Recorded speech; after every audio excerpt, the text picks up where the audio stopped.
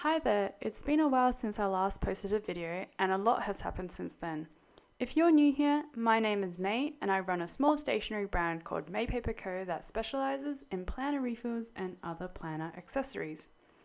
So today I thought I'd try something different and film a podcast type thing to update you all in one video and to catch you up on what's been happening in the past 2 to 3 months. I've got a footage of me packing a wholesale order to my first brick and mortar stockist in the background. In this video, I'm stickering some product names and colours onto the back of products so that both the customer and stockist know what each item is called. This order was for Pickers Hut Studio based in Tasmania, and I believe that they'll be opening very soon, so I'll link their info in the description below for all you Tassie planner lovers to check out. So what's been happening at May Paper Co? I think that one of the biggest changes that's happened was that I finally moved into my own office space. Yay! So this has been a long time coming, as for the past almost 4 years I've been working in the dining room of our house. It got to the point where I was taking up any available space I could. I had some machines in the living room, shelves filled up with inventory downstairs in the rumpus room, and even cutting equipment and inventory in the kitchen.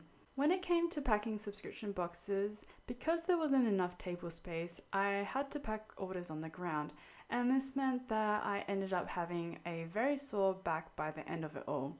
There were also boxes everywhere because I was constantly receiving inventory and shipping materials, so I was continuously tripping over everything since I didn't have enough storage space. It was basically an OH&S inspector's worst nightmare. All in all, I could tell that although my family was supportive of my dreams, it was beginning to intrude on their personal space. I was constantly running out of room, and the burnout was real since work and home were muddled together, so it was definitely time to move out. We had to do the move as quickly and as smoothly as possible since subscription boxes needed to be packed and shipped soon. We managed to move everything over in multiple trips over a 2-week period, and I bought lots of shelving wraps from Costco to organize inventory and also made multiple trips to IKEA for some furniture. Conveniently, a lot of the furniture that I wanted was out of stock, which meant that once again I had a lot of boxes on the ground that I was constantly tripping over. Good news though, I have since managed to acquire the desk I wanted, at which I'm now sitting at, so yay for having a proper workspace. But for a month or so, I was finding any spare surface to work on, design work, and if we needed to sit, we were using those plastic barbecue stools that you use at family gatherings. And I can't believe I'm saying this, but I think it's safe to say that I'm actually sick of building flat packs now. Usually I'm the one who volunteers to build them, but my gosh, has there been so much flat pack building in the past few weeks that I've even got my own Allen key collection now. I'm so very grateful for my brother and dad for volunteering to take over the flat pack building, as the past few weeks have been quite busy in the lead up to the holiday season, and that gave me more time to focus on order packing. So what else has been happening? Oh yes, the advent calendars had to go out. So to throw a spanner in the works during the move, pre-orders for the advent calendars had to go out. This year I decided to give the option of having either the advent wrapped or unwrapped due to some feedback from last year. So a few customers let me know last year that they ended up opening the advent calendar as soon as they received them, which they found generated a lot of waste as each item was individually wrapped.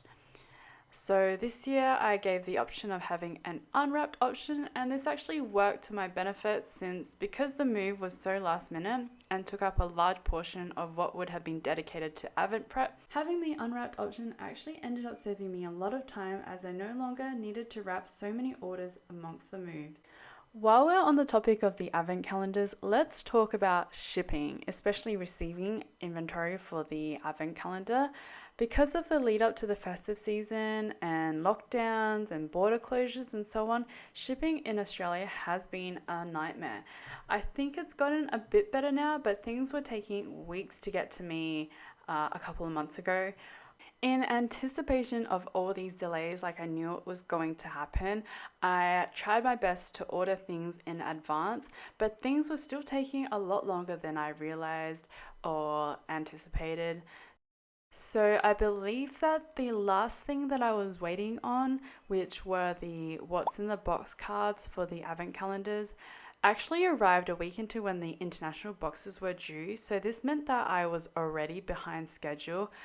And on top of this, I noticed from regular orders and keeping, on top of their tracking numbers, that they were getting stuck at either Melbourne or Sydney International Airport because there were a lack of international flights going in and out of the country because our international borders were closed. So I was getting a little bit stressed out about this and worried that some advent calendars wouldn't arrive in time. So I made it a priority to get the international advent calendars out as soon as I could. And I think it ended up taking about 2 days for me to get those out. And although the domestic orders weren't due for another 2 weeks, I figured that I might as well get them all out as well, because I figured that because there are going to be a lot of postal deliveries leading up to Christmas, I wanted to make sure that everyone got their advents on time. So thank you to everyone who's purchased an advent calendar, by the way. It's been so heartwarming seeing your reactions during the unboxing videos and your sweet messages about how much you love the products in the box. So what else has been happening? Oh, we got a new printer, and around the same time as me getting the printer, I got my first dose of Pfizer. So unfortunately, Pfizer knocked me out for a while, so I didn't realize how crooked the new printer was printing until a couple of weeks after.